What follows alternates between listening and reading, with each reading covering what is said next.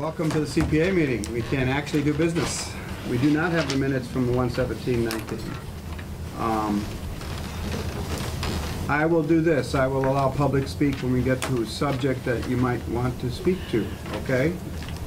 Members of the public, after it's been introduced. Communication. Do we have anything, Jamie? Just under other discussion, budgets and annual meeting. We'll do that then, okay. And we have the account balances, that's typical one, so we don't have anything there. It's unusual, right? Anybody on the committee have any questions about account balances? Coming up, no? Okay. I'm gonna go to the dog park. We have three major items to discuss. First thing is the dog park. We have an application for 9,000, oh, wait a minute.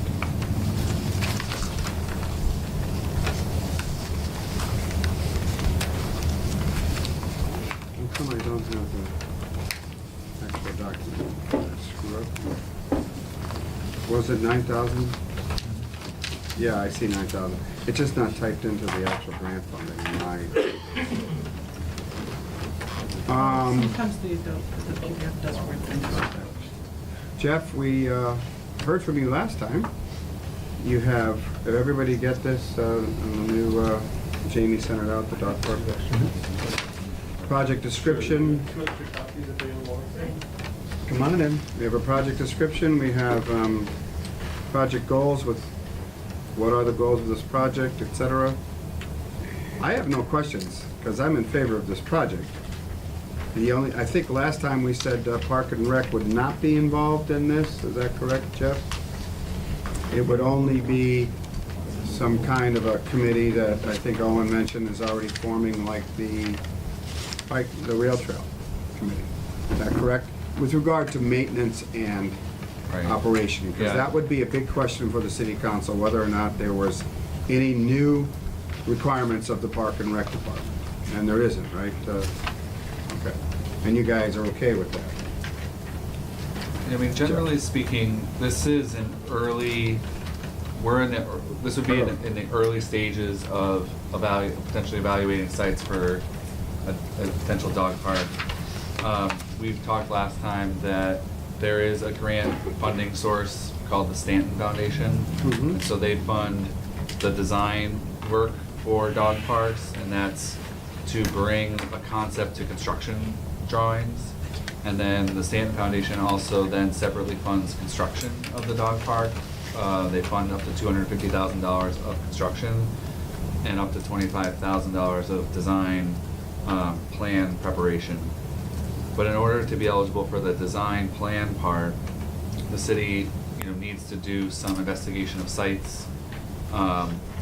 We want to have 1 or 2 community meetings once there is 4 or 5 sites generally identified as possible or potential, and that's basically what this $9,000 would allow the city, is to have a consultant help us identify 4 or 5 sites, do basic evaluations of them, and then bring them to a community meeting or 2 for sort of evaluation, vetting, discussion.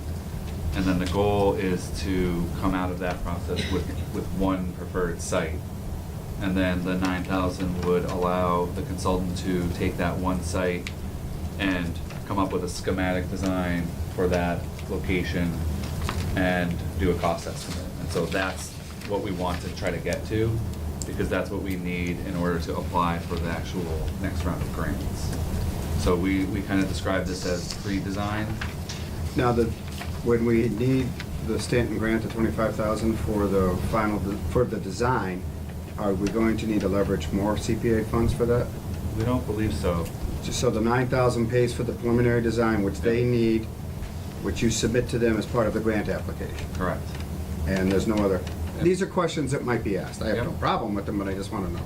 And the cost allows us to also do a little additional site evaluation. So if we can continue to look at either city-owned or other properties, gather a list, and do a community sort of evaluation of 4 or 5 sites and try to come to that one. Some communities have been able, or have already done some of these efforts, and so they just have one. And so they can kind of more readily access that Stanton Foundation design grant, but we wanna have a little bit more opportunity to discuss it, and have a consultant help draw maps and sketch ideas, Okay. pros and cons, right, exactly, so, access, parking, things like that. Just because I know it's gonna be asked, I think you said, do you anticipate what the cost of this park might be in the future? Is there a ballpark or anything? There's a dog park.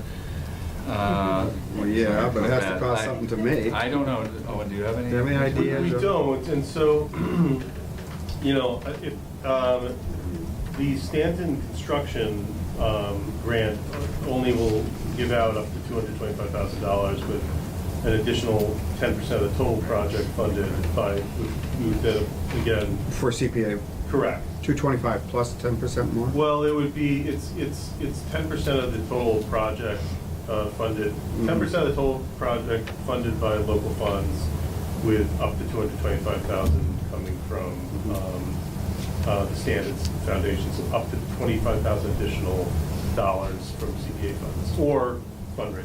Do you have any research of other dog parks that have been built that might give us an idea of what the cost might be? I'm only being a devil's advocate, somebody might ask. Unless it's $1 million, I'm not gonna worry about it. Right, I mean, my understanding in talking to the other communities that have, without having hard figures, my understanding from talking to other communities that have done these projects is they haven't run up any real barriers in regards to the pretty hard numbers that are offered through Stanton in terms of construction. And part of the request for the CPA funds at this stage is also to help Determine that cost. Correct, yes. So this is as much of a, as much as there's a design component to this, there's also a research advisory component to this. And I would also say that as much as we've very preliminarily identified 4 parcels of city land that would be somewhere where we could build something, one is, again, the process could potentially help us identify more with the help of a consultant who has been familiar with these projects and done these projects before, as well as the part of this process is not just to help rule in potential spaces, but to help rule out as well for a variety of reasons. Is it strictly city property, or are you thinking of land acquisition at all? Well, I prefer not to go that route necessarily, but I mean, if someone wants to donate a few acres of land to the city, I'm Well, you're gonna start with city land. correct, yeah, so we're It's not. not part of this project don't- is to purchase No. property. We're not looking, that's not part of the scope of this project right now. so- That's what I want. I think that the primary objective would be to thoroughly explore city-owned parcels first and foremost. Mhm. And it does allow the option to, if we can come up with 0 city-owned parcels that are adequate, we could potentially ask the consultant to look broader, but that would be a separate series of discussions that would then have to unfold to talk about acquisition, which is not necessarily where this is intended to go. Okay. But- Park and Rec is okay, commit? Jim. Jim, are you here representing Park and Rec Commission? Yes. And you guys have no problem with Right now- citing this, so you're working with them and citing? Right, they appointed me Jim Ramsey. the representative of, as the Park and Rec Commission. Commissioner. Because some of this citing might be on existing parkland? Right, no, this is. None of it is being considered? Well, if I understood correctly, I mean, the Parks Commission has met at least once to talk about whether Nonotuck is preferred, whether it's a potential location, and I think the Parks Commission has voted, affirmatively that there's not a strong desire to have the dog park happen at Nonotuck. I think that's the Parks Commission's general take on With the this. grilling going on and that smells good and. I get your point. Parking. Steak. The pool gets really busy, the pavilions when they have parking is, and access. In the winter, The especially, winter yeah. it's shut down.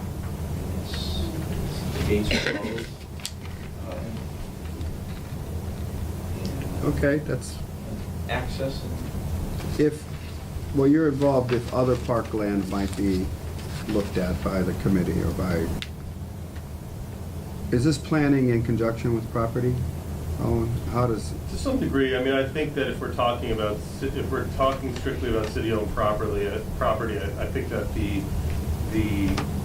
potential city-owned spaces need to be vetted in the property subcommittee, whether it's, you know, an informal process, or, you know. but that city-owned property is managed by some entity of the city, Right, so. right, so I Whether think it's it's appropriate, planning, that's. park and rec, or what. Yeah, and that's kind of the appropriate route that we felt was the way to go, is that ultimately the vetting of an evaluation of city-owned parcels for this project should at least go through some process through the property subcommittee, and then as where it goes from there. And we've talked about potentially establishing a more formal committee, much like they have with the rail trail and the pond. But I think that that's kind of, that would be the next step type of thing. Committee members, questions? Harry? Ed? Nothing? Well, I'd like to see what we're gonna get for our money, that's all. We're supposed to get Well, some that's kind what of this is figures? gonna tell us, this, Yeah. yeah. We're supposed to come down with some kind of figures or someplace, somewhere place that put a dog park in. We talked about that in the last meeting. We definitely tried to gather pictures, and then, to be perfectly honest, I ran up against the deadline to try to get the actual package to you. What we had focused on and what I focused on was getting a scope of work sort of clarified. So, you know, there's a site selection process, and then, you know, that is probably one of the most significant steps in this process, that we don't yet have a site selected. So that's outlined, that's on page 1. And then from there, the consultant would begin to prepare more detailed maps of of a preferred location or a variety of locations, and then we could assess them as a community. And then once we, in theory, we get down to one preferred site, then it's kind of phase 3, which is on page 2, which talks about doing the actual preparation for the Stanton grant application. So it's a schematic design and a process. I think what Harry's looking for is maybe some research into other cities, what dog parks look like. I So guess if there- anybody's got anything like that, you can email them to Jamie, and Jamie will get them to the committee. I don't think that's an issue for, I mean, for this preliminary work, but it is an issue eventually. What are we getting for them? I would completely, well, so I would imagine that as part of the consultant's work, there will be a document, a report, and photographs of example parks. It was just something that was more difficult than I think thought to pull together Mhm. for preparation of this application. There are only a couple that are actually constructed. closest. Agawam, Stanton. right. Yeah, I go on Greenfield also. Right. So I can get pictures of Agawam. Yeah, if you get some pictures, Okay. that's all we need I'm right now. happy to send you links. I mean, there's a variety, and if you go on the Stanton Foundation website, they basically have a list of all the current complete dog parks in the state. I'm friendly with someone who was involved with the Fitchburg Park, and I've spoken to members of the, it's easy to acquire, and I apologize that we did not give you pictures today. It's pretty easy, I can email it to you though. Yeah, would you send them to Jamie? Anything you've got to help the Yeah. committee? I'll send one to you. Sure. And just send them to Jamie, and she'll distribute it to all the members. No other questions from the committee? I'm just Okay. looking, yeah, public. Public, if you want to speak to this, a minute or two, please, go ahead, state your name for the record. Hi, my name is Carrie Beth Garvey. I'm from 23 Button Road, and I'm in support of the dog park. I think it could benefit the city in lots of great ways. But I do have a couple questions for the committee. I'm wondering if through CPA funds, my understanding of CPA work is that you support projects that sometimes look at open space. And so I'm wondering about the preservation of open space with the development of a dog park in land that's currently not developed. And I'm wondering also if you can explain and summarize the sites that you've identified preliminarily, and if you can explain or describe in any manner the criteria that you're looking for when you're selecting a site. And those are my two main questions at this time. thank you for all the work that you do and for allowing the public to be here and speak to Sure, that. it's not just allow it, it's required. Jeff, do you want to answer any of that? I mean, I don't know how many sites are already up, or, I mean, just to speak to the first part when you're talking about open space, so the CPA basically deals with 4 main areas, which is affordable housing, historic preservation, open space, and recreation. And so, this would fall really under that recreation umbrella. Certainly when we're dealing with, city-owned property, there certainly would be a balance of looking at whether this should, open space and recreation. That might be something that would be, examined. And I think that's something that would come out of that analysis in looking at sites. But that's why it would fall under the CPA, is under that recreation banner. And it certainly, we're all very cognizant of, of open space issues. I don't know if they're ready to talk publicly about sites, because you're really at a very preliminary level, because this whole request is to really target sites and see why they wouldn't work or would work. So I don't know if they can answer. I don't know if Jeff. Staff, you yeah, can- I mean, we identified, we kind of met as a very informal group early on and identified 4 preliminary sites, and mostly, part of the purpose, again, of the CPA request is to be able to drill down into those sites more, as well as help identify more. And, unfortunately, the city doesn't have a lot of available property. So the sites we identified early were the area behind now Parsons Place, defended by Lincoln Street. There's an old Boy Scout camp or city-owned property at the end of Highland Avenue. There's a large swath of land behind Treehouse, and there's also land by the now solar fields up on Oliver Street, the former landfill. These are just kind of 4 that we were able to, that kind of jumped off the map at us. I don't want anyone to think that identifying any of these properties is identifying, a final destination for this park, but they're just potential places to evaluate, as well as to kind of create dialogue for maybe opening up evaluation of other places in the city as well. And we're in such an early part of the process that it just helps to be able to kind of have those 4 to start the discussion with, and hopefully potentially expand the lens. Yep. And then in the packet that the committee has, we did sort of, talk to, so the consultant that we talked to has done, I think they said 10 or 11 sort of the processes to prepare for Stanton Foundation grants. So they've established at least a starting point of criteria that we would look at. So it starts with existing city-owned land. It does say and new parcels that the city might be able to obtain. Preferred area of high density where walkers will account for significant use, not within environmentally sensitive areas that would involve excessive impacts on natural resources. Generally located at least 200 feet from residential areas, at least 20,000 square feet in size, compatible with complementary or other park uses, accessible parking area in connection to public water, to drainage, and existing vegetation for shade. So of that, we need then to kind of look at sites with that lens and begin to flesh some of them out or in, basically. So Jamie, there is are this some application criteria. on our website? Can the public access this? I can put it up after the meeting. Okay, put up all this. So that would be in the city's website under, or Under secret. city's website under CPA. You should be able to access this. You'll get it up right away. All the criteria that's going into this discussion. Other people who want to speak? Yes, ma'am. State your name for the record. My name is Cynthia Chamberlain, 5 Arthur Street. I live off the bike trail and basically walk my dog a lot, but on the bike trail, but most of us, a lot of us that have dogs here, we bring our dogs to other dog parks, and the only other really 2 dog parks around here that I've attended with my dog, Northampton is not a good site for me because it's not very accessible, and I find it's very chaotic there too.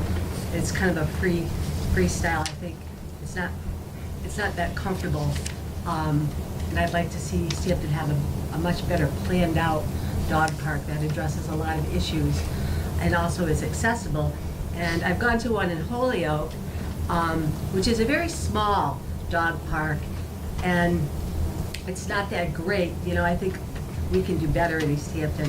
So I think that there's a lot of people that have dogs, and I know people really want to be able to go to a place where their dogs can be loose and can run around and be in a safe environment and not be a nuisance to the public too. So I think dog parks, many communities have them, they're up and coming, and I think it's been a long time for Easthampton, and I think we're in the position now that people are really excited about it. And there's a lot of people on the internet. Owen started a dog park, what do you call it? Friends of it. Yeah. Friends of Dog Park, and it seems to be growing really well. So I think it's gaining a lot of support, and hopefully, you know, with the good planning, with the grant and everything, we'll be able to get something that meets really good criteria. So I'm excited about it. Thank you. Anybody else? Pam? I'm Teresa Brute. I've lived here since I'm 99. I have 2 dogs. I'm a first-time dog owner, and I echo many of the things that you said. I travel to the Westfield Dog Park. It's behind the hike entrance there. It's a nice enclosed area. Also outside, there's like hiking trails and reservoir. And I've been to the Granby one, which is also pretty big and has hiking trails and all that. And same thing, I walk my dogs on the leash or on the sidewalk or through neighborhoods, and not everyone loves dogs. So even on the sidewalk, I feel like I should go pull my dog over to the side, you know, just in case these people don't like the dog or whatever. So, like you said, you know, it makes sense to have the dogs in a place where other people you know are going to like dogs, and their dogs are such social creatures. What about the dogs liking dogs? They just Is there a referee? Sometimes. But it's, I think, like you said, up and coming. I was so excited to see that on the Facebook page that there would be a dog park, you know, in my city that I don't have to go far. I know Northampton is also talking about membership one that will be enclosed, and it's like, I don't know, 15, 16 acres or something. That's for profit. 18 acres. I mean, that sounds wonderful. I don't know about 18 acres? It's 18 acres. It's private. But it'll be. You lose your dog at 18 Right, it's acres. like a gym membership. Yeah. You know? Okay. But that sounds very overwhelming to me, but this would be amazing. And I volunteered to, you know, help maintain and do some work. Well, it sounds like we're gonna need those volunteers. Sir? Yeah, Riley Hernandez, I live at 58 Holyoke Street, and I am also in very strong support of the dog park. For reasons that were just stated, I think it would also enrich non-dog owning residents' experiences at existing parks. Because residents who own dogs wouldn't have to take their dogs to parks and possibly, you know, trigger people who may have had traumatizing experiences with dogs. So I think there's not only a duty to dog-owning residents, but a duty to non-dog-owning residents who don't necessarily want to interact with dogs. So there needs to be a space for those dogs to And it prevents the illegal activity of letting your dog roam a Nonotuck Park without a leash, which is against the law. Right. And, which people do, but if there's another site, maybe that won't happen as much. Right. Man, Or less of. Yeah, hi, my name is Fran Ryan, I live at 23 Button Road, have a dog, and I'm supportive of the dog park. I walk my dog at Nonotuck Park every day, all the time, always on a leash. And there's Right. always some dog coming up to my dog. I don't- not on a leash. Not on a leash. Okay. And my dog's reactive to other dogs. I would love a dog park, I would also love like a couple of private lanes where they could just run with their owners and not with other dogs. Because my dog picks his friends, he's picky. So I'm supportive of the Okay, park. Judges. But I go to Nonotuck all the time. I walk all over Nonotuck. My dog's not attacking anybody, it's not barking. So he's not going near other people or anything like that. I do agree that people live in the park would like to see, but I also think that dogs will continue to walk, hopefully on leash, in the park and be good neighbors. One of the things that I'd like to be involved in, as this all comes along, is sort of how the park develops and what kind of, what we have for safety there, what we have for overseeing dogs there, and things like that. But I think I think it can be a win-win situation for people that aren't really necessarily liking it and people that really want it. I think as long as we're all talking openly with each other, that we can really come to, agreement on what it would be. As soon as I heard about the dog park, I thought it might be in North Park, just because people always go there with their dogs, and if there was a spot that was designated where they could go there, perhaps they would go there and not let the dogs run around the big fields and all that sort of thing. That was my. Jim, you want to say something? I'll just respond to that, but I mean, it's the access thing, the gates, like off-season now, gates are closed at dusk, and some people work late, they still want to get through. Agawam's Park is open till, I think, 9. I mean, that's a beautiful. What do I do for light? They have lights there, and it's by the Armory. I don't know if anybody needs to know that. Agawam Dog Park was a Stanton Park. It's one of the, they have the sign out there. You go into this double fenced area. So you go into this section here, and you go this side for large dogs, this side for small dogs. This is all fenced in, and this is all fenced in. So you can pick, the little can go with the big if they are comfortable, but the bigs are not allowed in the little. So, and around each section, there is actually a human walking sidewalk. So, and it says so many laps around equals 1 mile. So many. It's How big is that one? Is it a half an acre? Oh, it's.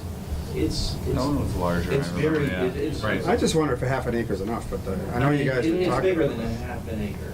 Yeah. Yeah, because there's the 2 sections, and it's like Cindy, when you'll have a hard surface, which is better with your chair, and that's, you don't have to be tethered to the dog. The dog can run. For you, it is. I mean, I think it's your dog is safe and having fun, and you can get around and not have to worry about holding Yeah, her and back. her leash getting caught in my wheels. Right. I mean, it's a great park to actually go look at. Now, Westfield is a little smaller, and that's all like the road in. If you turn right at Wendy's and go underneath the pike, and It's not as accessible. it's It's Arch Road. right. All right, I'd like to move this along because I'd like to vote on this. And we have 3 other things. Go ahead, ma'am. Hi, I'm Mary Lou Swain. I live at 31 Treehouse Circle. And I'm not against the dog park if it's properly sited in the location.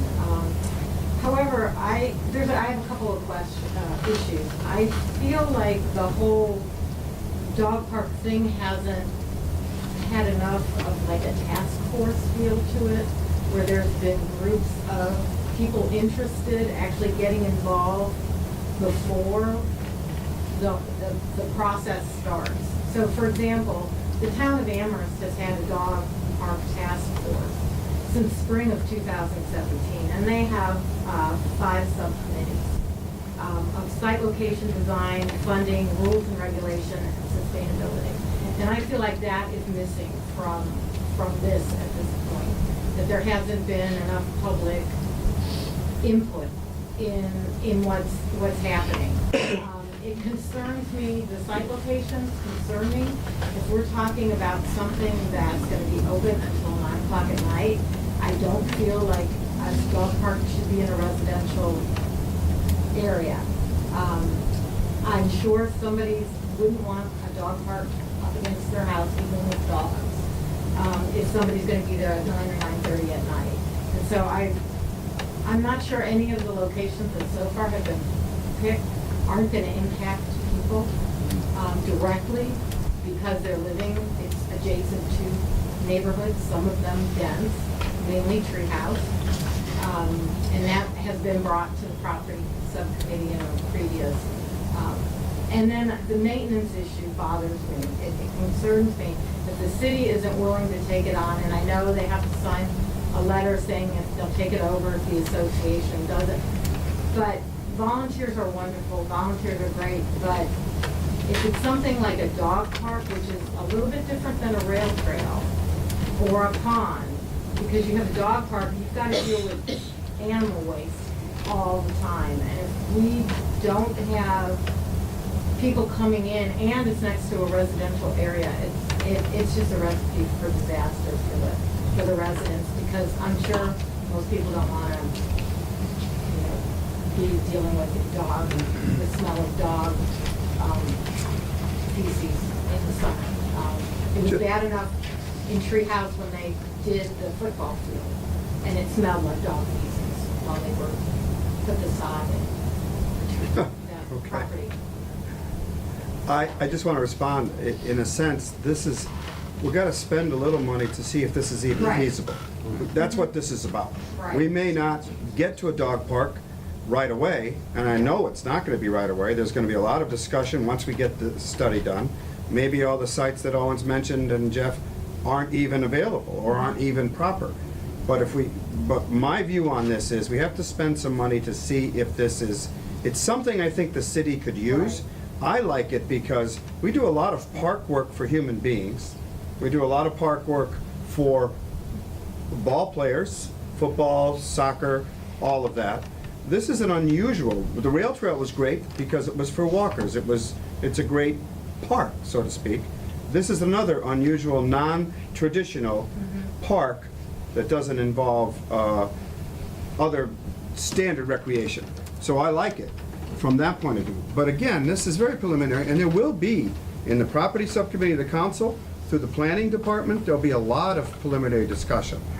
I'm not necessarily in favor of adding a lot more bureaucracy like Amherst does, but on the other hand, I want to assure you that this is very much in the early stages.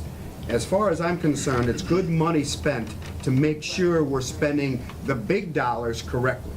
If we spend, $9,000 is not small change, but compared to, $300,000 or $400,000, it is money well spent in my view. I just wanted to say that and respond to you because I think your points are well taken. And But I wasn't sure where to present them at. Well, I think this is good because I'm sure Councilor Zared, who's leading this charge, is going to make sure the public has a lot of input. Okay? Oh, Yeah, and if I may comment on that, I think exactly what you said, I agree with wholeheartedly, minus us replicating complete efforts of Amherst. But I think that, look, my whole goal with this was to try to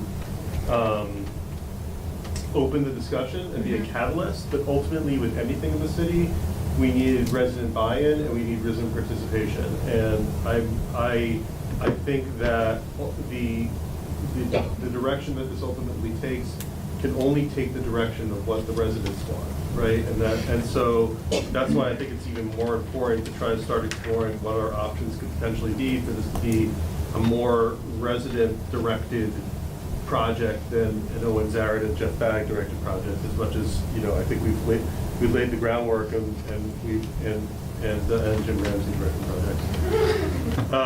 But I think that ultimately I think it's important to figure out what the city wants, not what Owen Zared wants, right? And so I think there's clear buy-in and interest, but we need to make sure that that interest moves forward appropriately, which is why I think it's important to start talking about formalizing some code committee. And I'm getting in the weeds here, but I will agree with what Chairman Riss said, is that we need a little bit of seed money to kind of get these things moving. But with getting that money, it doesn't necessarily mean that we're doing X, Y, or Z. We're just being able to afford to explore this a little bit. Can I ask just one question about this?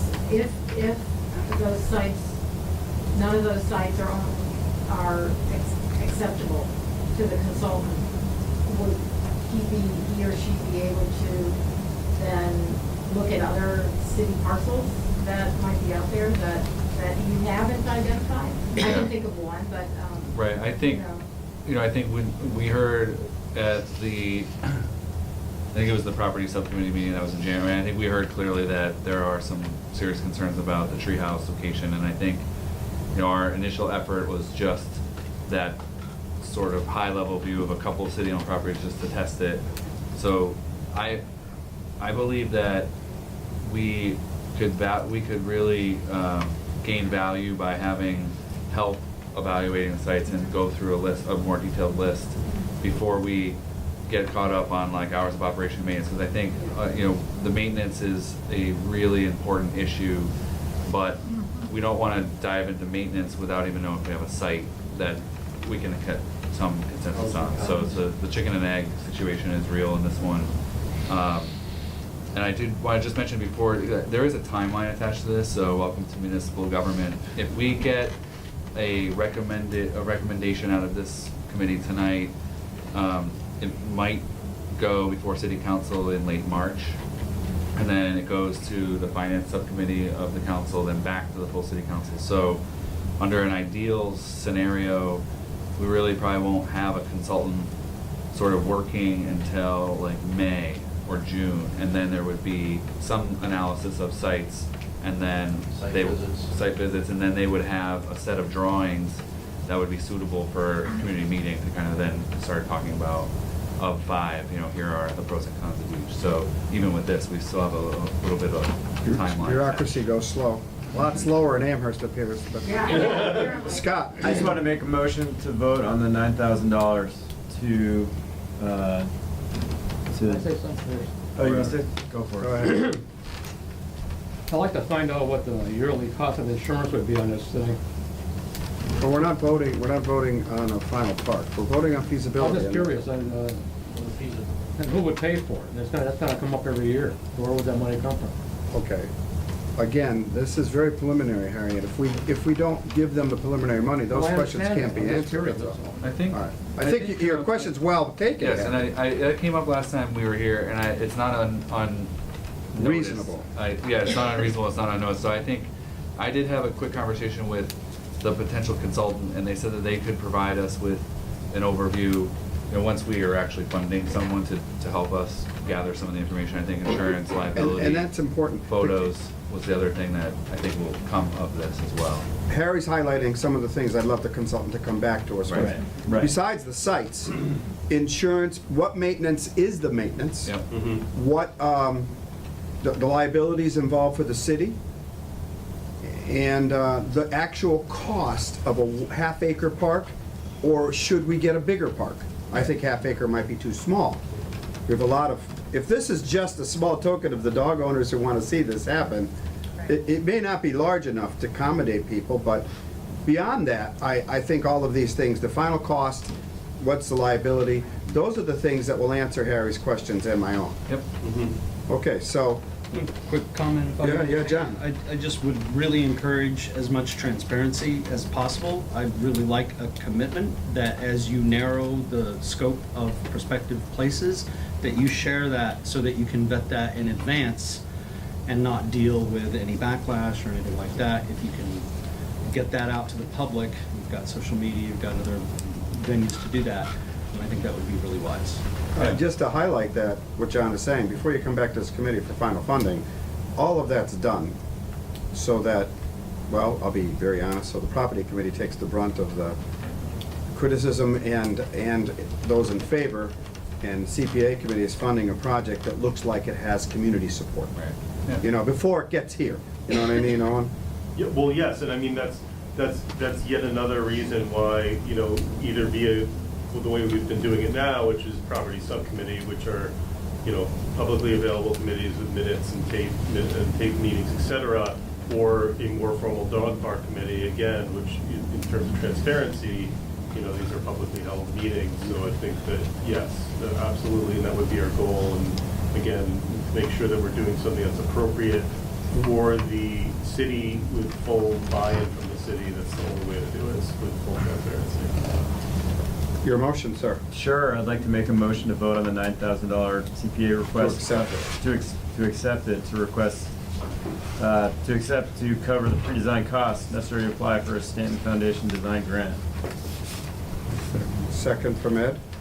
Further discussion? All in favor? Aye. 5-0. Just to comment on your timeline, I do not like to keep things dragging. We'll get this done before the end of March. I will ask Jamie to, if you can, Jamie, get this in the packet for next week's meeting.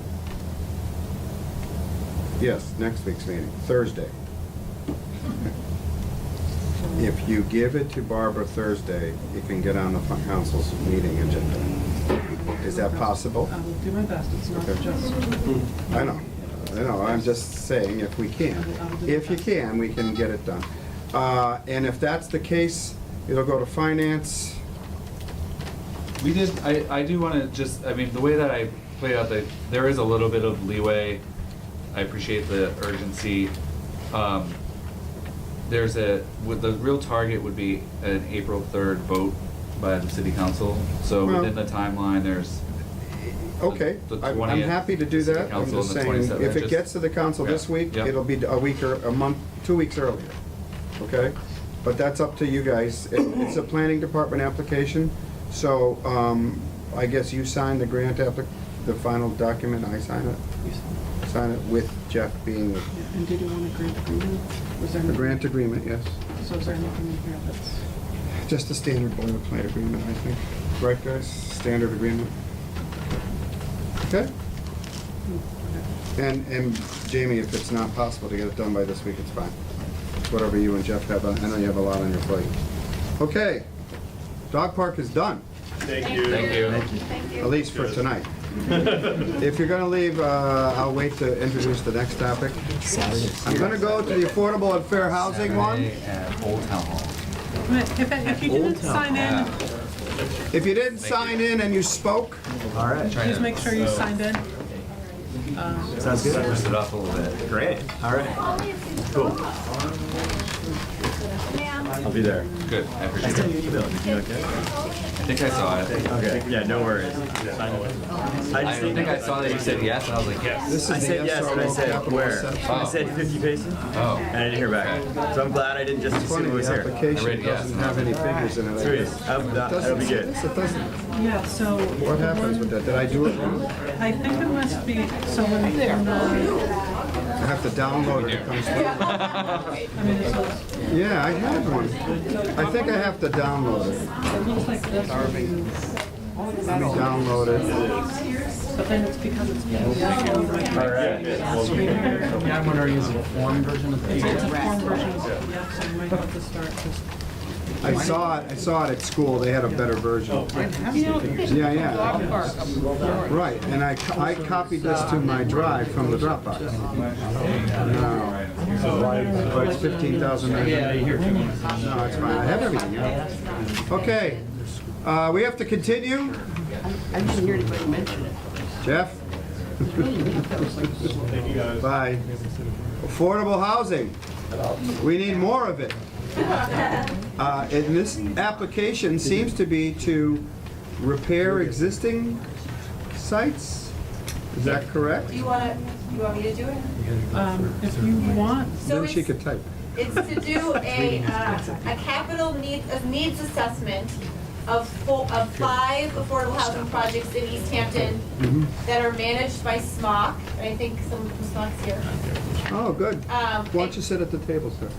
Very interested in dog park. Could you All right, mention, do you know who this is? yes, this is. I'm Grant Buchanan from SMART. So. I'm Jana Tatro, 52 Pomeroy Street, chair of the Affordable and Fair Housing Partnership. And so this is so it includes 5 affordable housing projects managed by SMOC, including the town lodging house, which is owned by the city of Easthampton. Those units are managed by SMOC. And so this proposal for $15,950 is to do a needs assessment to examine what the maintenance needs are for the 5 properties. We started this conversation about the town lodging house, knowing that there are some outstanding maintenance needs at the town lodging house. And then when we reached out to SMOC, we realized that we could actually look at all the SMOC properties to get a sense of what some of the maintenance needs might be in order to preserve this very important affordable housing that we have here in the city. It's actually 65 units, which is actually a lot of units. When we added it all up, I was actually surprised that it was that many units. That doesn't sound like nearly enough, though. Well, Sorry, I'm a big affordable housing, go for it guy. yes, we know, and we appreciate it. So, in your packet, there's some photos of the different units. I don't know if you Yeah, I want to talk got a little it. bit about what happens in each property. Sure, there's actually 5 different units if you want me to take over. Obviously, the one owned by Easthampton is co-ed, and I believe it's 15 units there. The Town Logic. Yes, exactly, town. We manage that, you own it, and there's 4 other ones, 3 on Main Street, and 1 on Adams Street. And they're a mix, 2 of them are co-ed, one's a woman-only shelter and one's a men's shelter. So many of them are struggling, many of them are on the rebound, and some of them, this is their final stop. So it's a wide range of people. Some are transitioning from this as a start point to moving on, and others, this is, they thought as a start point, it ends up being their final destination. So it's not a high-paying customer group we have, it's the bare minimum, and that's why maintenance on some of these properties is difficult, because we don't have the cash flow to support it. So in being consistent with what you said about the dog park, this is somewhat spending a little bit of money to make good decisions on the larger ones. So it's interesting to me, I'll just ask my question, $15,900 to investigate major maintenance costs, is that what this is doing? it's to do a capital needs assessment, so it's Capital prioritizing. needs, to me, is that building new homes? No, it's Repairing we the define existing. capital needs as something greater than $5,000 to repair. So it might need new heating plant or Heating, something like that. or roofing, larger systems like And overall. how bad are these homes? Some of them look a little down. They're all in all stages. Some are Actually, our better Town than- Logic House doesn't look as bad as the other. Adams Street looks pretty good. We just did a lot of work there relatively recently. So I think it's an opportunity to reinvest in what we have. And since cash flow is always a challenge from our point of view, any way we can look at to access funds from the city, we're all on board into trying to do that. So this is going to give us the capital assessment. Is this going to give us, is there targeted grant funding that we can look at for the actual cost of maintenance for this? I mean, when you go out to say, all right, these are the things we need, it costs $400,000, CPA will fund some of it, grant someplace else? We always look to try to combine either Others from housing grants out there. community development, housing, home funds, all of those things we try to combine, but this is a start. Well, that's what the committee likes to hear. Jeff, you were gonna say with the, Yeah, I applaud this because it falls in line with the state's initiatives that by doing this, the capital needs assessment, we hope to have a list of projects with, budgeted, items attached to them so that we can, so I think Jamie can correct me if I'm wrong, I know to be wrong, but, community development block grant funds have already been used at the lodging house 20 years ago. And what we want to do is be as prepared as possible with the capital needs list and the projects and the costs so that we can pursue, so block grant. The other real, I think the partnership has been talking about this for some time, it's in the housing production plan, kind of look back at these units. We want to maintain and do repairs to keep them online and keep them, usable. Last year, we tried to seek housing choice capital grant, but we didn't have the list of capital needs for the projects or the costs. So we couldn't seek $225,000 for a capital improvement project because we didn't have sort of this ready list. So the CPA allocation now will do the investigation, come up with the list, and then we feel pretty confident that we'll have the projects that we can chip away at with block grant, some CPA, and possibly housing choice, next year. So. To echo his thoughts, certainly is what we're trying to do is get a long-term plan so that as things become available, we can use them in an orderly fashion and plan rather than put out fires, because typically we're putting out fires, and that is not a recipe for success. so this might be a very complete maintenance look. I mean, And if we could do the whole thing, you'd get everything fixed, not. Well, piecemeal. it's a priority of what the maintenance. What are the items priority of maintenance priorities? Exactly, and again, we're talking major issues. The smaller ones, we have our own maintenance folks that we do from on a day-to-day issue, whether it's holes in the walls, electrical light fixtures, things like that are done constantly. So this is more the big ticket items. Last question. What is your maintenance budget now, or do you even have one? We Are you guys doing the maintenance? Who's doing the like the city Yeah. property, who does the maintenance? Smock? Okay. Yeah, we do. Is there much of a budget? No, because we have funds put aside from paying customers, but we use them at other properties as needed. There's one So pot of they money really to use don't. for everything, so go ahead. I apologize for my lack of background knowledge, but can you give me like 30 seconds on SMOC and how that Sure. operates in the city, like how that came to be? Okay, and- again, And especially the name throws me right away. South Middlesex Opportunity Council, so it started out in the Framingham area. Okay. In the 60s. Got going it, back that okay. far. So it's a community development group, corporation, and it originally focused on things like Head Start, WIC, things like that, and it grew as the different elements of society needed it. And affordable housing was the executive director's main push for a long time through the 80s and 90s. And SMOC acquired a lot of multifamily properties that we fixed up for low income and affordable housing, either through failed banks, municipalities that were trying to divest of properties that were falling down on Main Street. And we put a lot of investment through bonding and grants from the state to acquire all these properties with agreements, and many of them to keep them on long-term affordable housing and to not resell them, things like that. A lot of them have covenants that we have to keep them.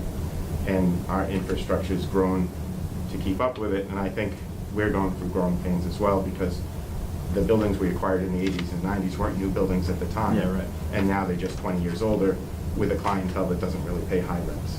So we're struggling, looking for any avenue, which we do everywhere, both at the state and city levels, wherever we own properties, to try to fix them.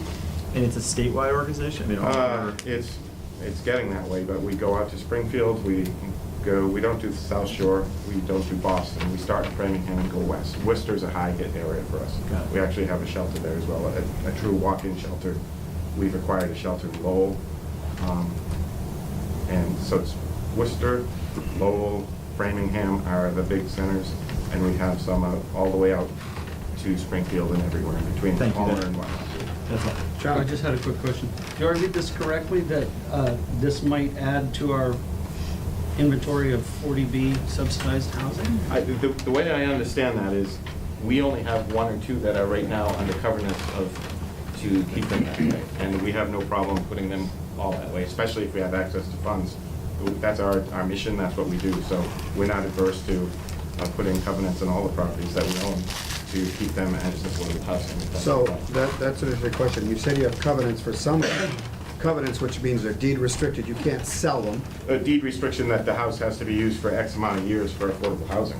Now, I think that's important information when you get to the council level, for me, because that would be important that we're not spending money to fix up houses so somebody I can will sell put- them at a profit later on.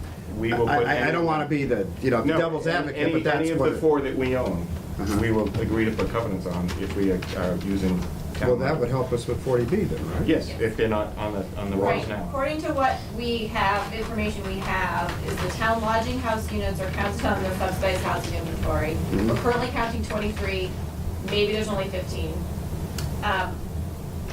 We're not, and then the other ones don't look like they're counted on the subsidized housing inventory. So part of this process would also be to figure out how to get the other units I counted think, on the inventory. I think Vikings Landing is, I did quick research before I Okay, got here. that's and the I think Adam Street one? That's, no, it's actually On Main 246 and 248 Main Street. And Adams Street might be as well, but I I couldn't know, find. I know that Adam Street received CDBG funds at one point in time. Yes, so then usually when we receive funds, there is a deed restriction at that time.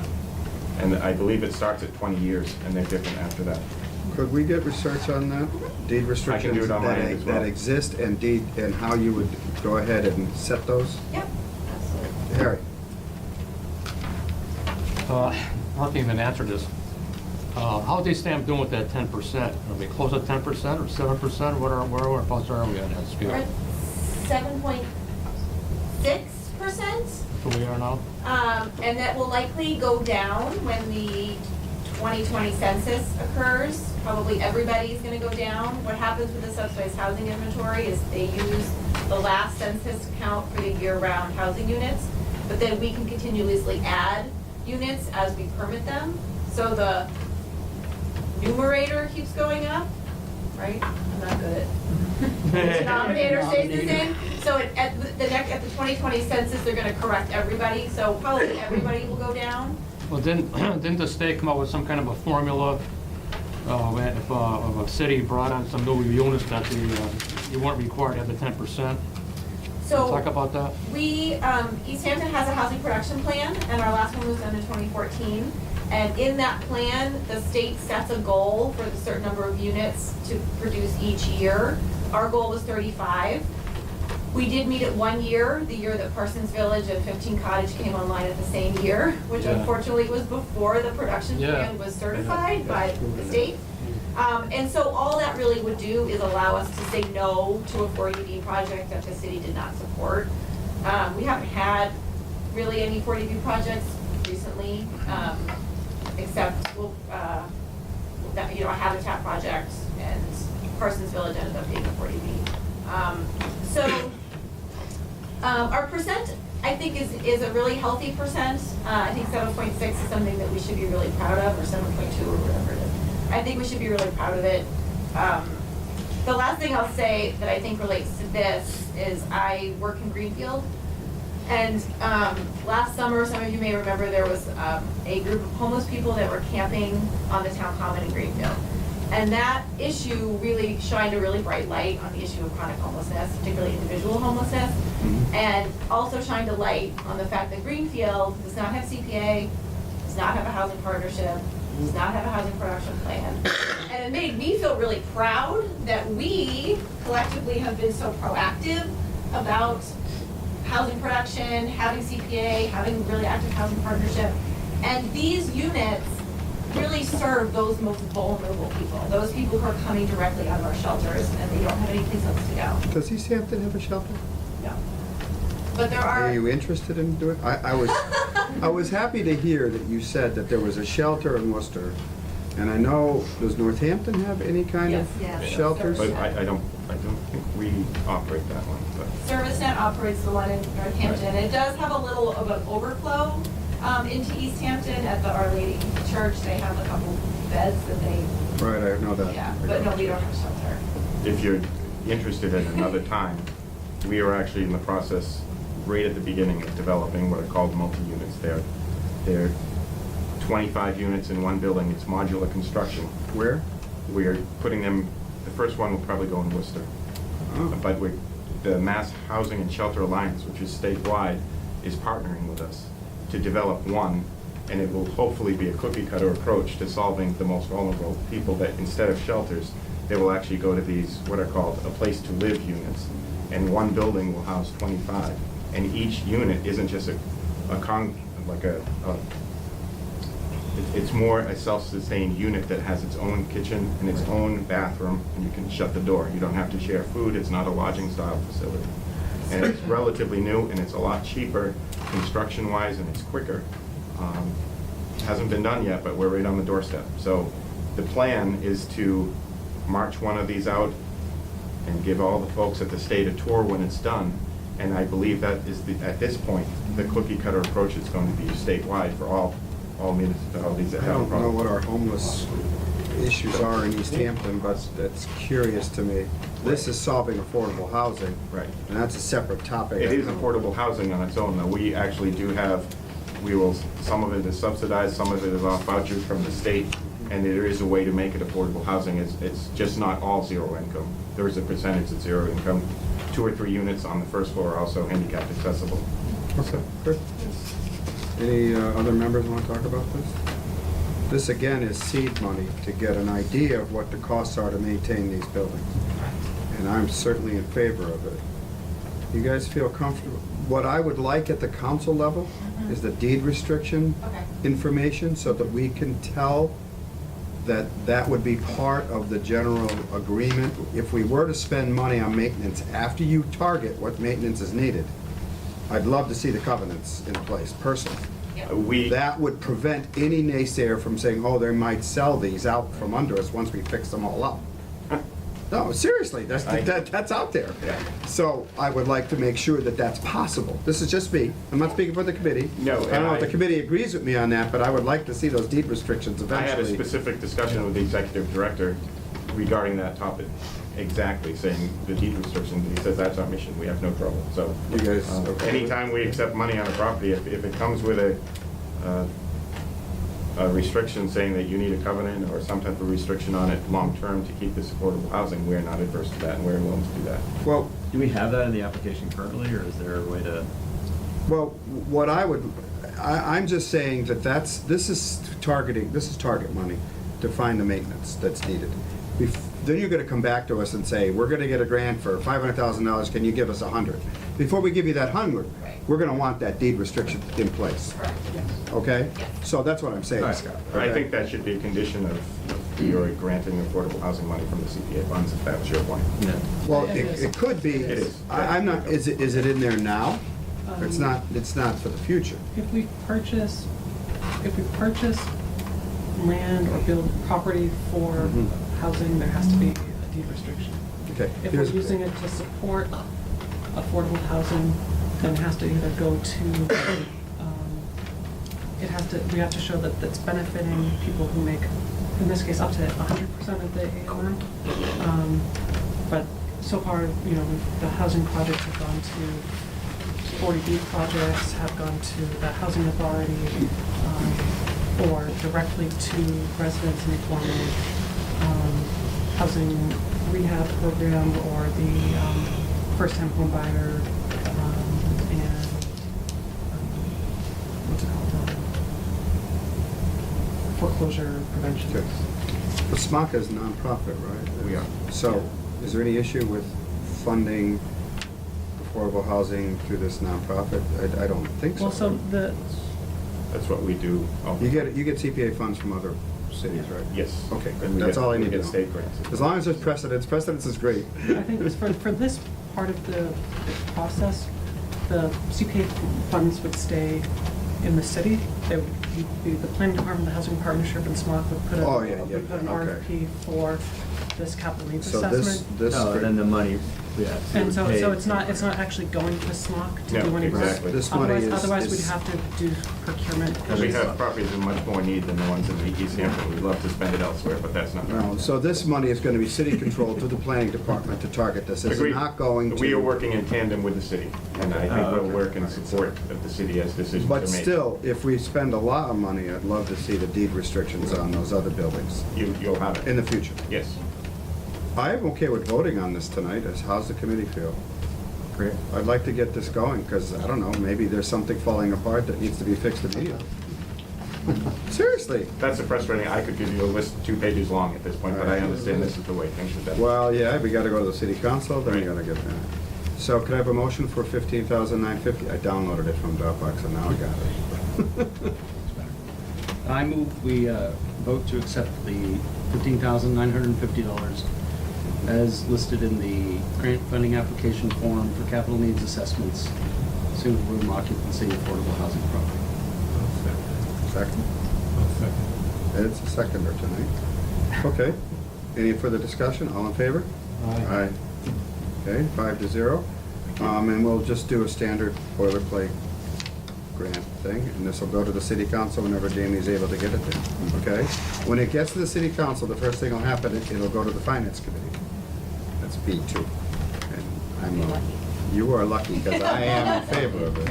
But it will get more scrutiny, and all these questions I'm asking you are me trying to anticipate what might be asked, okay? And the deed restriction's a big one. I will look at the deed restriction I was able to find. When we on get one. that far, it'll be 2 weeks, maybe a month before we get to the I city have no council. trouble getting this. I'll forward things I have to Jamie. if that's- Okay, great. Thank you very much. Thank you. Thank you very much, we really appreciate it. I would also just throw in one last thing. Oliver Street's a quite a large property. Maybe it could accommodate a dog park. Yeah. It's Oliver Street. If you look at it, it's under APR, so the backland is agricultural protection restriction. In the town I live in, we have a state school that is defunct, one of the old hospital type buildings. And they gave the town 50 acres of that to use as a dog park. So if you have state property, you may want to look at that as well. Thank you very much. All right. Okay, so the next thing Have a good one. Thank you, guys. Thanks a lot. is the, you know, guys, we're here tonight because we've had these meetings and no meetings, so now we have a long one. The Mount Tom Trailhead Park. You got someone still here. I'm interested in the Mount Con. Hey, you're welcome. Yeah, come on up. You don't have to sit way back there. We already talked about this, and you need, what do you need tonight, Jeff? This is more of just an opportunity to give you a quick update, so. Oh, we did the this- commitment last Yep, time, right? this committee was very generous and willing to provide a commitment of matching funds, and so I wanted to happily report that, we made the deadline for the application. Couple sleepless nights, but, what I wanted to just update this committee is that we put in an application for, a state grant of $33,750. And what that amounted to, with this discussion was an $11,250 match. So we were able to achieve a 25% match, which the state criteria was rewarding, for any match over 20%. So that was the idea Right, all I remember along. that. Yeah. So the total project that we have proposed is $45,000 to look at the property on East Street for design of a parking area, which would include a handicapped accessible space or two, a handicapped accessible trail to the former house location, potentially a gathering area, sort of landscape plan, and then a trailhead connection to the New England Scenic Trail. We won't hear about whether or not we got this grant until approximately May, but I wanted to thank the committee because you gave me the ability to provide the matching fund. So this is what the application looks like. It's about 100 pages. Most of it I don't know why actually- you're so busy, Jamie and Jeff. Most of it is actually support that we generated through the park grant proposal, but throughout the entire concept has been to acquire that piece and build the trail. So the messaging was really clear, and so I'm really optimistic that we will get this. The strategy that we employed was you could ask for up to $250,000 for construction or design or other things. So we tried to find a design grant that would be small enough to hopefully be something that could be funded kind of easily from the state. So I would be happy to come back, especially if we get good news of an award sometime in May. So if you get the award, that gives you, I'm trying to remember, that the design of the park, and then there's gonna be other funding requests later on, down next year or something? for- Yeah, so or the- whatever they find out they need. It's we similar need. to the dog park discussion, except we already are at one location, and we have a general You- concept of what You're we're. further along. Yep, so it would be a site inventory and analysis, Mhm. topography, and getting to the lookout area, a concept design, for the parking area and trail, a community meeting engagement process to look at what that would look like. And then, once there's consensus on that, it would be bringing that to construction design plans, which is sort of the golden ticket for then pursuing, construction funds. There's a variety of funding sources available for construction. Park grant is another opportunity. We could go back, once it's acquired, we could go back to park a year or two later with design plans and seek construction funding. So you would expect potentially another match discussion at some point if we're able to get this But design that's a situated. year or two down the road. Yes, yep, so. Well, it was a great, thank you. I didn't know why it was on the This will be agenda. posted, this will be posted online. I thought it was already, but I'll post it. The entire document? Yeah. Wow. You get paid by weight of applications? No. The bigger the application, the likelihood you won't get it, because they have to read it. So it's an exciting opportunity. Okay, good. Thanks for putting it Well, together. thank you. So, yeah, I would like to see us get all of these discussions, especially if they're, like the affordable housing thing and the dog park, up on the website as soon as we can, because people are interested. All right, thank you. I guess the next thing is the budget. No, they merged rec trails. Do you have any and other funding questions for us? No, I was just asking if it was a rec trails grant or something. Well, maybe you and Jeff can get together on it. I thought you were done, that's why I thought you were. No, we are, but I mean, if you, So, we're gonna yeah. talk about the budget, but you could go ahead and talk to Jeff, he's not involved in our budget.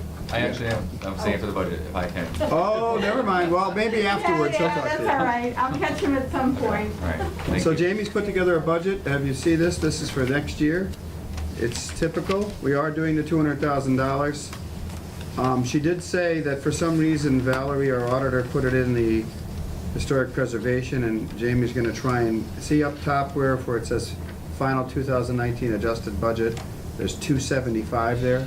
200 of that is supposed to be the set aside. And we don't want it in the historic thing, we want it in the set aside for town hall. So this would make it 400,000 with this new 200,000 addition. Plus the rest of it, and you're estimating, what's the state match you're estimating? So the way that this breaks down is, I'm just trying to catch up. Need a page? Need- So you'll see that we estimate in revenue,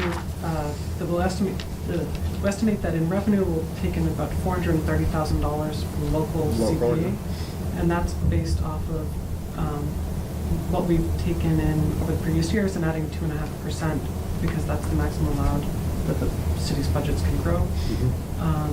And then taking a 10% match for round one, which would be $43,000, and a 10% match for round two, which would be another $43,000.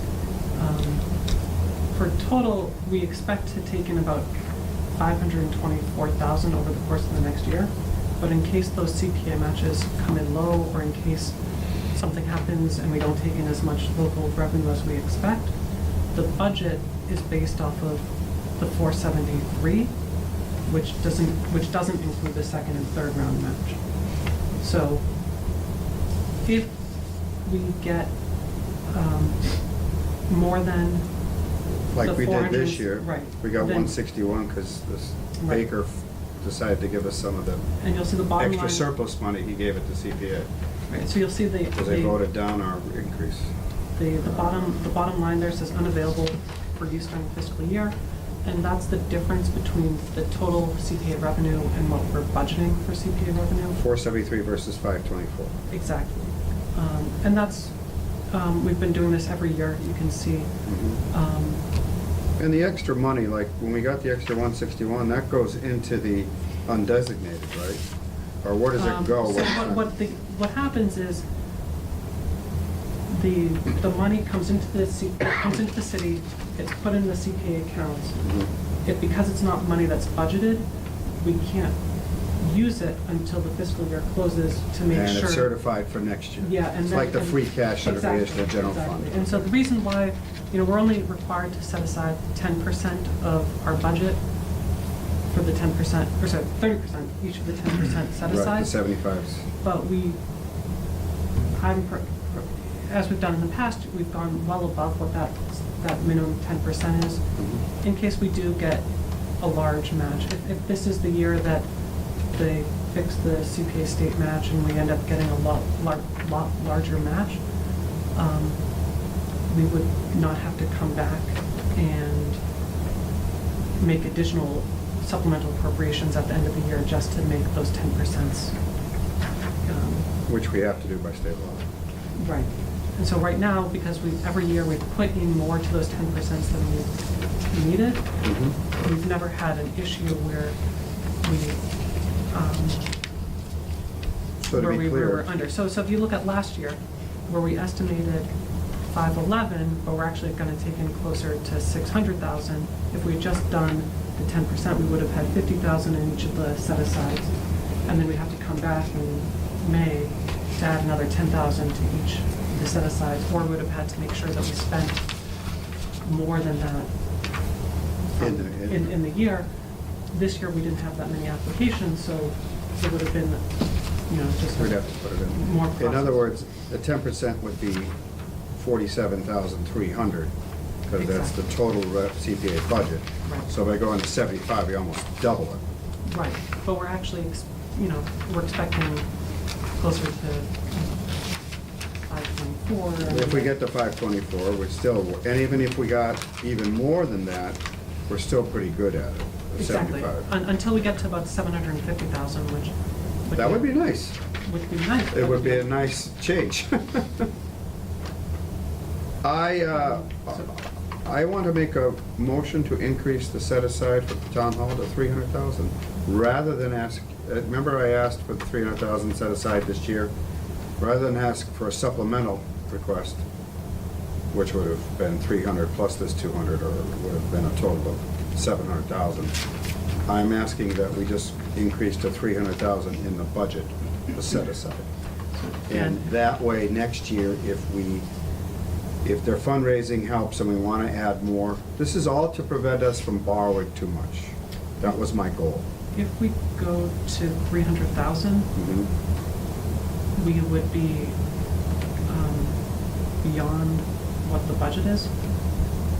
We only Right, have, where do you take we it only away? have, we only have 34,500 that is not in the budget, that's under the reserve fund. Where's the rest of it now?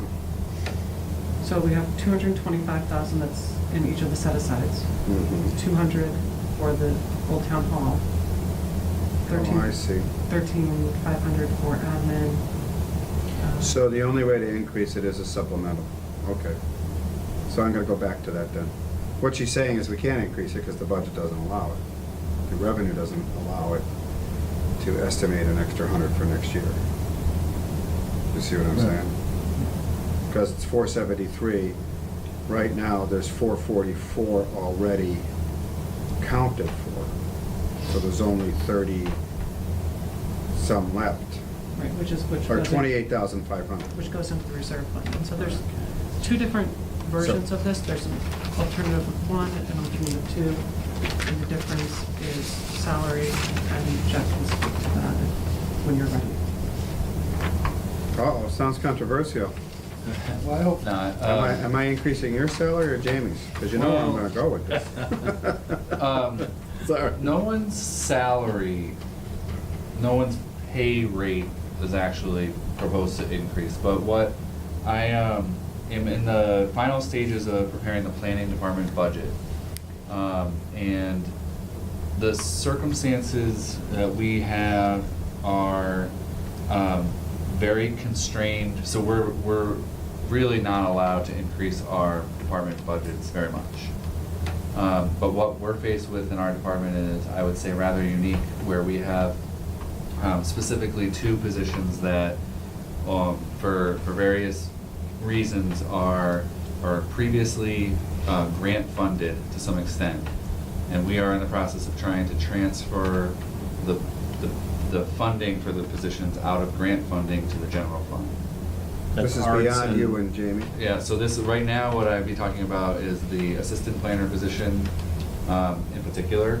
You know, the way it's currently structured is that, This is Jamie. yes. Okay. Yep. So if you take a position that is full-time, we're talking about 68 hours, that's a pay period, it's 2 weeks. If you break that down into a week, it's 34, 35 hours a week. So the current way the assistant planner position is funded is 19 hours come out of the general fund, 10 hours come out of community development block grant, and 6 hours come out of CPA. That creates the payment plan for the week. Last year, there was an agreement to transfer the community development block grant program to Pioneer Valley Planning Commission. So we are left with a 10-hour gap to fill, to fund the position. When you say there's an agreement, like how did that, like between who? There was an agreement between? I believe there was a series of discussions that led to that. So to transfer all the administrative responsibilities of the block grant to the planning commission happened with the former mayor and the former city planner. But with that goes administrative funds. Okay. So It lessens the workload, really. it will. It will. Which is what you were trying to do because you're understaffed, I would assume. Right. I mean, there is a couple different ways to spin it. Well- That 10 hours, what I am proposing is to ask this committee to increase the admin salary from 6 hours per week to 10 hours per week. And where are you gonna get the other 6? In the city? What I am proposing to do in my budget is increase the number of hours funded by the general fund from 19 to 24. So that grant, the CBG grant, is still funding the salary now in this fiscal year? We're done as of recently. December 31st, the grant ended. So we have some one-time funds, or non-program. That are helping to community pay for development. Yeah, this so we have year. one-time funds, but my overall strategy is to not utilize one-time funds, because once they're used, they're gone. Whereas the CPA funds replenish each year, and I can envision a scenario where with the free time that Jamie has, that it's not being applied to the community development block grant, some portion of those hours could be more, there could be more work devoted to the CPA work. So.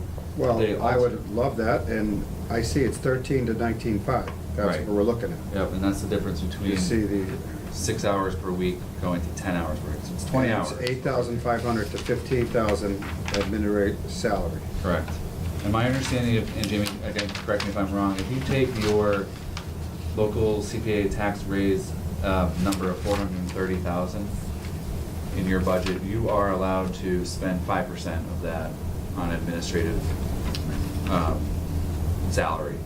So 5% of that is like 21,000. Yeah. So we're below not the asking for the 5%. maximum, but what I'm trying to do with my budget is incrementally rebuild the positions so they're under the general fund or reliable sources and move away from grant funding. Okay.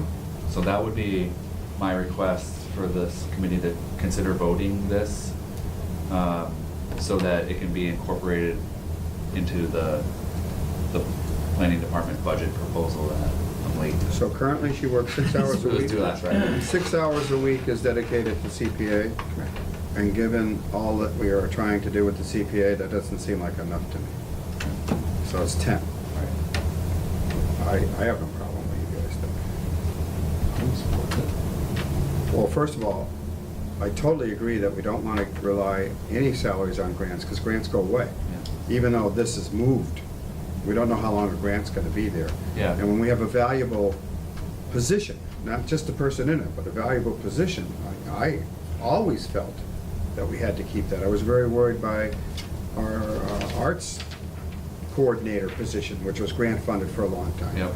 That would go away. Right. Because the arts always get screwed, So last pardon my year- French. Yep.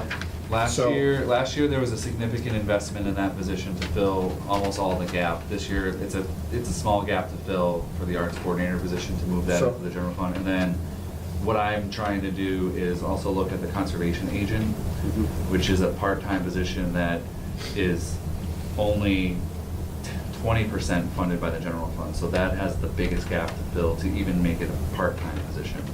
So this helps me, if I can get this authorization, it helps me balance out the assistant planner position with some general funds, some CPA, and allow me to apply the minimal increases I'm allowed towards the conservation agent position. Okay, I have no problem. Guys? No problem. Then then I'll take a motion to approve alternate 2, I guess. Is that the budget we're looking at?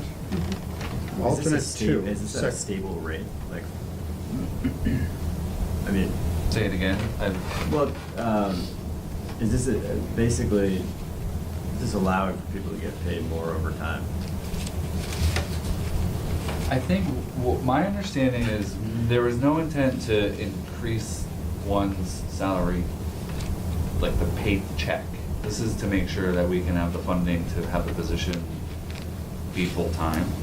So I don't have many other, if I understood your question correctly, it's to make sure that the position stays as a whole full-time position. Yeah, and I mean, and this is maybe it's just looking at different years, but I mean, like, I'm part of this is lack of familiarity with like how the positions are generally funded, but Right. like, is there when people get raises, like how does that, like, would we be able to Pay plan basically employees this year got a 1.5% increase. Yeah, and that is. She's pay plan. That is So this factored in. well, Yeah. that's what I'm So wondering. that's Like, factored in yeah, here sorry, already. yeah. If you look at the FY 15, 16, 17, 18 actual budgets, you'll see that they went up about, $500 or so a year. And Okay. that's just Strictly COLAs. cost of living increases in the, To be clear, I'm not worried about it going up too much. I just want it, if people are getting raises, I want to make sure it's in there. Yeah, so And I'm for that. Yep. Just to be clear. Thankfully, the finance director builds in, so this is everyone's pay periods over the course of the year, and the cost of living adjustments and steps Great. are built in. So that's built in. It's factored That's, in, yeah. that's my Yeah, question. Okay. Great. Thank you.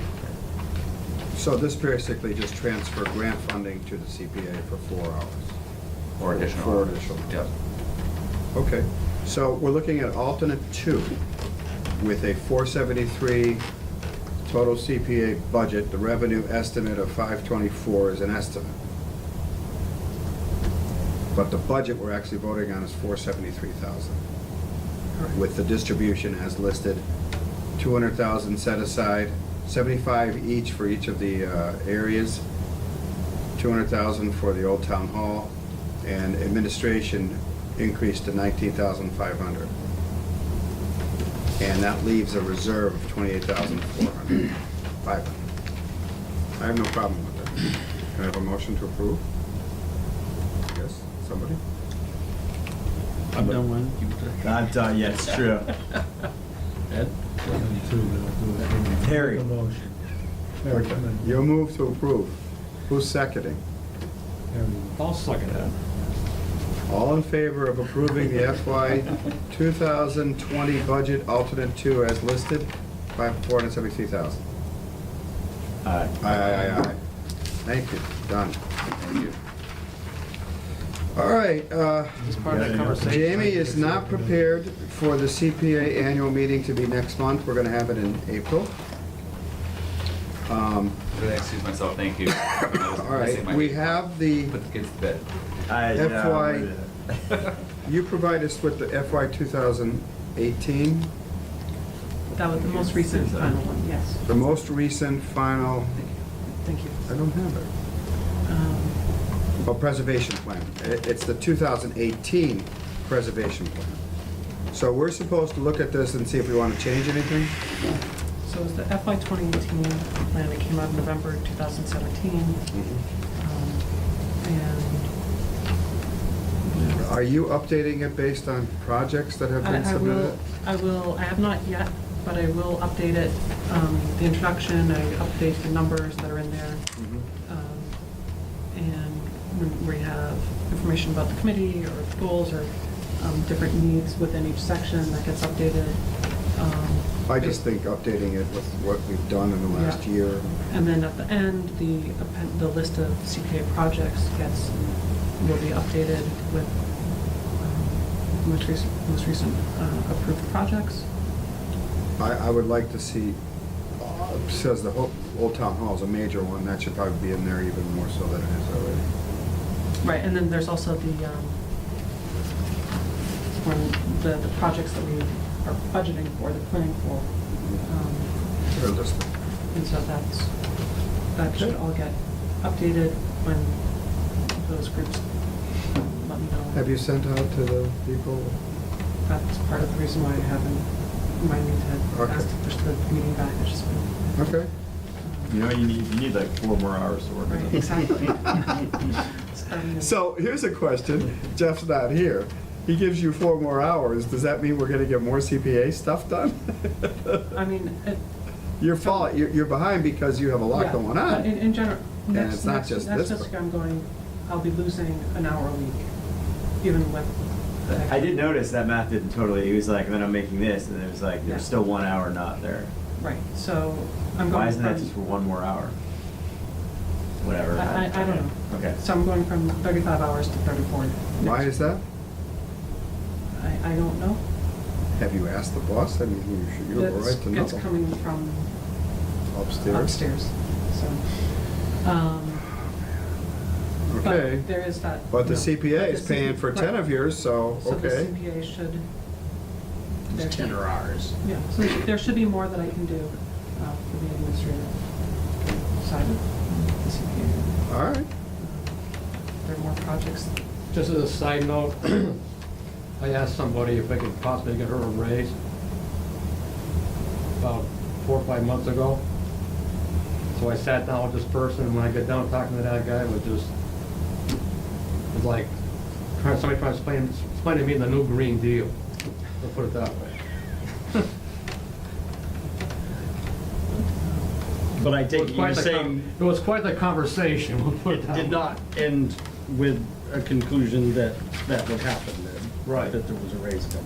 So, you know, I figure she's been on the job a long time. I remember when we first were gonna fund her money, there was a guy who was actually against it.